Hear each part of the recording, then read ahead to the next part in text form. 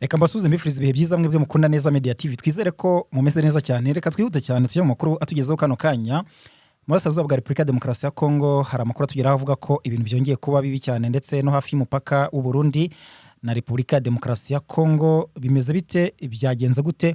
Turaje turebe ko ibintu byifashe, kuko n'ibintu bya bindi nyine by'imirwano ikomeye cyane n'ubundi ikomeza guhanganisha M23 n'igisirikare cya leta cyangwa se na coalition yacyo. Ubwo no kuvuga ko harimo za FDLR nyine Wazalendo, hakabamo FDLR mu gisirikare cy'u Burundi kinaniganje cyane muri iri huriro, cyangwa se ni abasirikare benshi cyane urebye. Hanyuma hakanavugamo muri minsi na P5 ya Kayumba Nyamwasa. Iyo coalition rero ikaba ari no guhura n'ibibazo bikomeye cyane mu rugamba barimo muri iyi minsi, nubwo tutavuga ko rukajije umurego nk'uko byari byifashe mu bihe byashize, ariko bikaba twavuga ko bitoroshye kuko bije no mu gihe M23 imaze iminsi irekura ibice hafi n'umujyi wa Uvira. Reka tujye muri ayo makuru. Hari andi makuru menshi cyane. Hari itangazo rikomeye cyane ryasohowe na AFCM 23 ry'uburakari, naryo tuza kugarukaho. Tuze no kugaruka ku makuru yandi avugwa ko igisirikare cyangwa se urukiko rwa gisirikare rwa Repubulika ya Demokarasi ya Kongo rwamaze gukatira ibihano bikomeye cyane. Ese abashobora kwicwa, ese barafungwa burundu, ese bimeze bite?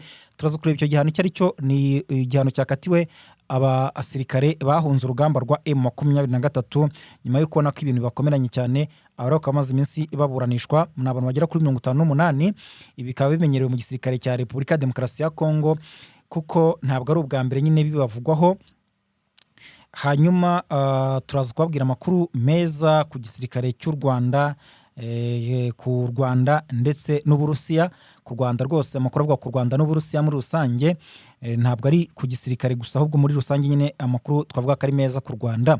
Hanyuma tuze no kurebera hamwe ibigendanye n'uko Tshisekedi yaba yaranze ubuhuza cyangwa se ibiganiro bitangwamo inama na Joao Lourenço uyobora Angola. Bitewe bite? Byose turaje tubigarukeho muri aya makuru. Ngewe reka mbahe ikaze. Reka duhere ku makuru ari kuvuga yuko hafi n'umupaka wa Repubulika ya Demokarasi ya Kongo n'u Burundi humvikanye urusaku rw'imbunda cyangwa se rw'amasasu, ndetse bikanavuga ko zaba ari intwaro ziremereye cyane zarasaga.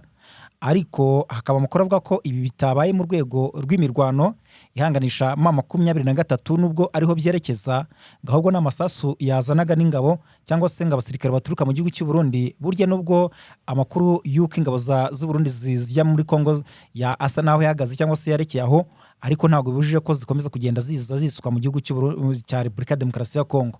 Ndetse amakuru anavuga ko hashize iminsi hanaza abo twita imbonerakure. Ubu rero rwose mu bice byegereye aho ngaho, aho n'ubundi zisanzwe zituruka, amakuru akavuga ko humvikanye urusaku rw'amasasu mu bice byegereye umupaka w'u Burundi. Biteye bite? Ubwo nabyo turaza kumeza turebe uko ibintu biteye, ariko nyine ngo urwo rusaku rukaba rwazanye nazo kwa kundi binjira bagenda nyine banarasa, niba ari gutera ubwoba no kugira, niba ari kugira ngo bemere bizere ko umutekano w'aho bagiye uhari. Ntabwo mbizi, ariko ikiriho cyo nuko humvikanye urusaku rw'amasasu mu bice bari berekejemo, kandi nyine bafite impungenge kuko n'ubundi aho berekeza hari ibice birimo M23 muri rusange. Rero abasirikare b'u Burundi basanzwe yinjira ku mupaka wa Repubulika ya Demokarasi ya Kongo baciye muri iki gihe mu nzira zirimo rwose iza Rumonge. Ubwo ni ku ruhande rw'igihugu cy'u Burundi, ariko bakagenda bakisuka muri za Plaine de Ruzizi bagenda berekeza iyo hepfo bagambire kujya za Mkenye, za Gakenke, za Karingi, kugira ngo baboneze mu bice bigiye bitandukanye byo muri Plaine de Ruzizi, ariko nyine no mu gice cyo mu misozi miremire y'Imurenge. Kugeza ubu rero bikaba byongeye gutera ubwoba turiye mu mipaka y'ihana imbibi n'u Burundi ndetse na Repubulika ya Demokarasi ya Kongo. Bavuga ati hano hantu hashobora kuba hagiye kumvikana imirwano ikomeye hagati y'ingabo z'u Burundi wenda na M23, ariko ibyabaye byo cyangwa se amasasu yumvikanyeho nk'uko byatangajwe n'ibitangazamakuru bimwe na bimwe ntabwo rwose ari ibigendanye n'imirwano. Ariko kandi nta nubwo ugeze atangazwa amakuru y'uwo byahitanye cyangwa se wabahaguye, yaba umusivile cyangwa se umusirikare ku ruhande urwo ari rwo rwose.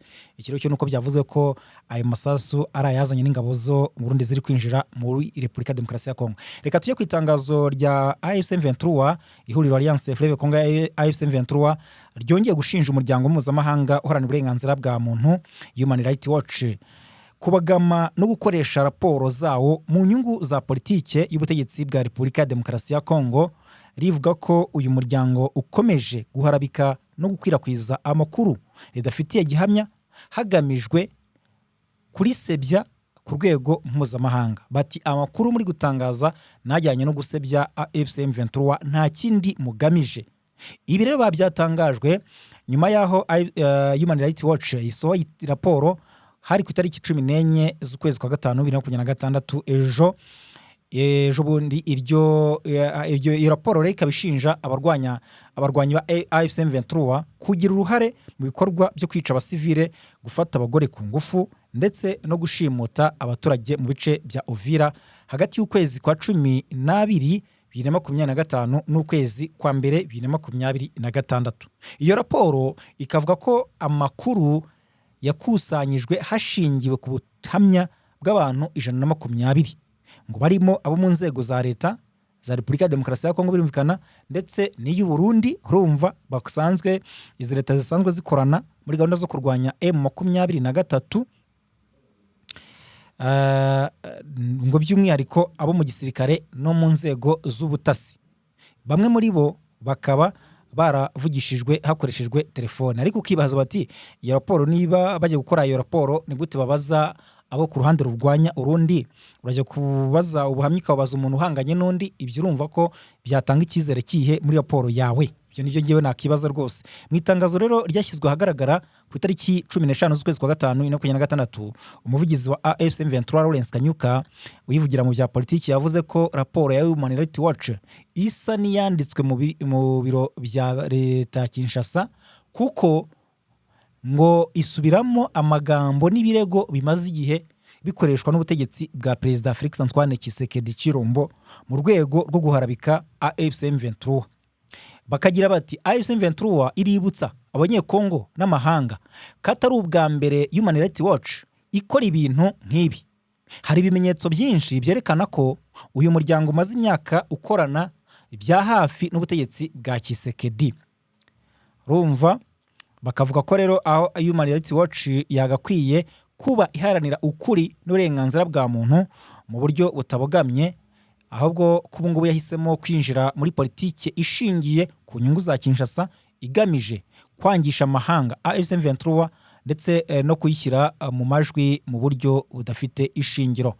Rero rwose ngaha AFC M23 ikavuga ko Human Rights Watch ikomeje guceceka ku byaha bikomeje bivugwa byakomeje kuvugwa ku ngabo za FARDC ndetse n'imitwe bakorana itandukanye, ubwo harimo FDLR ndetse n'ingabo z'u Burundi FDNB n'abandi bafatanya ibikorwa bagiye batandukanya.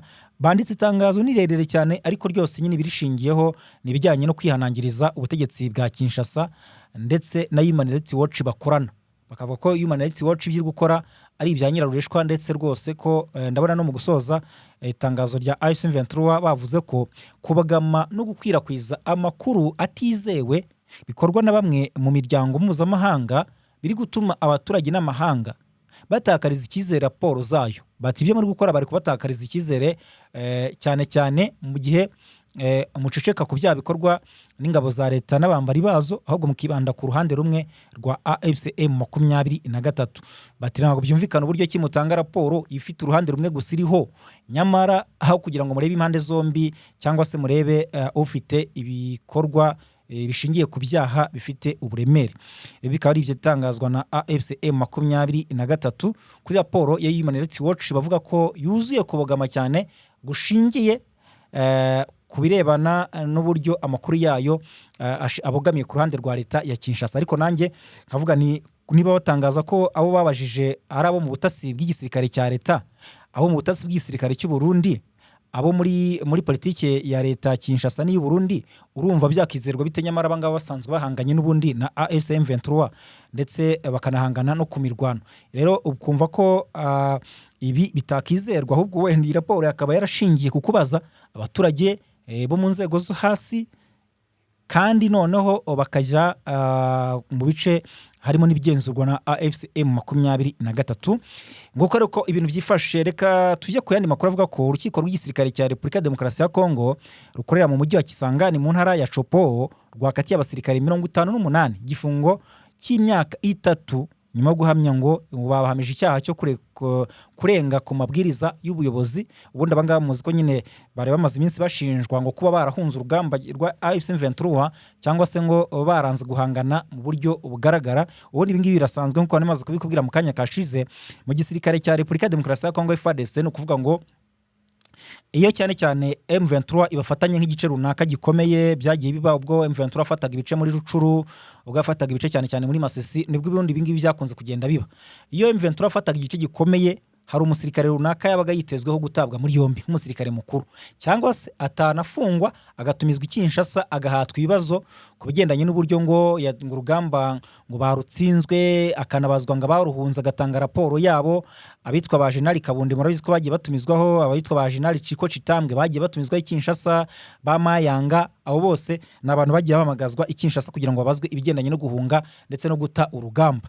Rero reka tujye kuri iyi nkuru, nukuvuga ngo baravuga ko abantu 58 bakati igifungo cy'imyaka 3 nyuma yo guhamywa icyaha cyo kurenga ku mabwiriza y'ubuyobozi. Aba basirikare ubundi bari muri 84 bafatiwe muri santere ngo yapinga muri teritwari ya Barikare ni muri Kivu Amajyaruguru, n'ubundi bashinjwa kwanga guhangana n'abarwanyi ba AFC M23 nyuma yo kubona ko ibintu bibakomeranya. Ariko nawe ari wowe wabona umuriro wa M23 ugakomeza kugenda urwana ubona ko ibintu bitoroshye. Rero ubushinjacyaha bwasobanuriye urukiko ko abo basirikare bavuye ku rugamba muri Gashyantare 2026 bajya gusaba guhabwa agahimbaza musyi bemerewe, imishahara ndetse n'ibiribwa, ngo bitaba ibyo ntibongere kurwana. Bati muduhe umushahara tubone uko tubaho, muduhe ibyo kurya, kandi ibingibi bikunze kwerekanwa n'abasirikare ba FARDC mu bihe bitandukanye. Bati nibitaba ibyo ngibyo ntabwo tujya kwishora ku muriro w'amasasu wa M23, nyamara turi kurara ubusa, turi kwicira isazi mu jisho. Rero ngo ibi ntabwo byarangiriye aho ngaho, kuko batangiye kurasa mu kirere mu rwego rwo kwigaragambya. Umushinjacyaha rero bukaba bwasobanuriye urukiko ko ibyo binyuranyije n'amategeko, ariko Maître Patience Yengonane uri mu bunganira wakagaragaza ko iyi myitwarire yabo yatewe n'uko barangaranywe na leta, kandi ko byumvikana ko batari bujye mu rugamba badafite ubushobozi.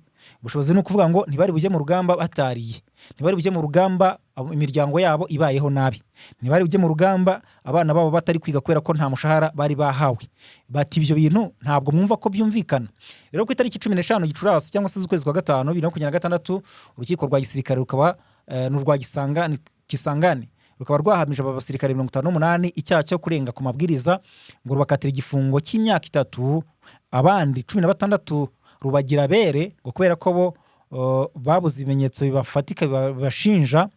Urukiko rukaba rwategetse ko abandi basirikare 10 bakorwaho iperereza bundi bushya, iperereza rigatangira ku cyaha gifitanye isano no guta intwaro no guta urugamba, bakaburanishwa nyuma hashingiwe ku cyemezo kizafatwa n'ubushinjacyaha bwa gisirikare hariya Ikisangani. Rero byitezwe ko aba basirikare bazakatwa igihano cy'urupfu bakanyongwa bakicwa, nk'uko byagendekeye abandi bakurikiranyweho ibyaha nk'ibi ngibi kuva mu ntangiriro za 2024. Rero Maître Yengonane akaba yatangaje ko yiruhukije, ariko ko anateganya kujuririra kugira ngo n'abandi bagirwe abere, kuko ibyo bazira we abona ko bidafite ishingiro yewe na ritoya. Mu yandi makuru rero twababwira nuko kubungubu hari ibitari kuvugwa neza ni ibya Tshisekedi na Joao Lourenço kuva mu Kuboza 2025 Repubulika Demokarasi ya Kongo na Angola. Ubundi bari mu biganiro bitegura uburyo abanyekongo bo mu byiciro bitandukanye bahura bagashaka ibisubizo by'ibibazo byabo birimo iby'umutekano muke, harimo n'uwo mu burasirazuba bwa Repubulika Demokarasi ya Kongo. Perezida Lourenço wa Angola wahoze ayobora umuryango wa Afurika yunze ubumwe, uyu nguyu uyoborwa na Neva, yabwiye Perezida Tshisekedi wa Kongo ko niba ashaka ko ibibazo biri mu burasirazuba bwa Repubulika Demokarasi ya Kongo bikemuka, akwiye kwemera kuganira n'abanyekongo bose babyifuza, kabone niyo baba bamurwanya bifashishije intwaro. Rero nza akaba yaratanze iki gitekerezo cy'uko kugira ngo haboneke kwizera umutekano w'abazitabira ibiganiro, Angola yabitegura kandi ikanabiyobora, bikabera i Rwanda muri Angola, cyangwa se ahandi hatari Kinshasa. Muri Mutarama 2026 Lorenzo yakiriye abahagarariye Kiliziya Gatolika n'itorero Anglikani mu byo muri Kongo, aganira n'abandi bo mu byiciro bitandukanye bitezweho kwitabira ibiganiro, akora raporo y'ibyo byifuzo byabo. Muri ko kwezi rero Lorenzo yohereje Minisitiri w'Ububanyi n'Amahanga Tete Antonio i Kinshasa kugira ngo ageze kuri Tshisekedi raporo y'ibyavuye mu biganiro yagiranye n'abanyekongo.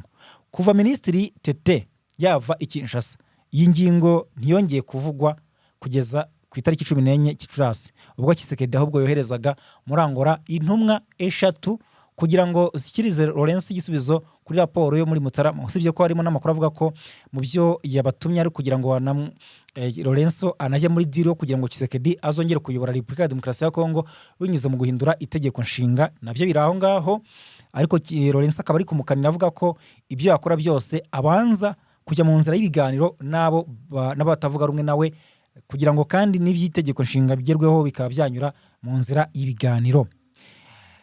Hanyuma rero kugeza ubu Kiliziya Gatolika nayo Anglikani n'abatavuga rumwe ubutegetsi bwa Tshisekedi bagaragaje ko nta n'umwe ukwiye guhezwa mu biganiro by'abanyekongo, bisaba ko ihuriro AFC/M23 rihanganye n'ingabo z'iki gihugu naryo byitabira. Reka mu yandi makuru tubabwire yuko ikigo cy'Uburusiya gishinzwe ingufu za nucleaire Rosatom cyatangaje ko kiri kwagura ibikorwa byacyo ku rwego mpuzamahanga, aho u Rwanda ruri mu bihugu bishya gifitanye nacyo amasezerano yo kubaka inganda zitanga amashanyarazi akomoka ku ngufu za nucleaire. Ibi bikaba byatangajwe n'umuyobozi mukuru wa Rosatom Alexei Likachev mu kiganiro yahaye igitangazamakuru cya Vesti cyo mu Burusiya, avuga ko ibikorwa bigomba kugerwaho mu gihe cya vuba kandi ko ayo masezerano agomba kwihutishwa. Reka mbashimire cyane mwebwe mukunda Neza Media TV, mukomeze kugira ibihe byiza. Amakuru rwose akomeze kubageraho neza cyane, mukore subscribe, mukande like, mukande share, ubundi mukomeze kubona amakuru asesenguye kandi yizewe.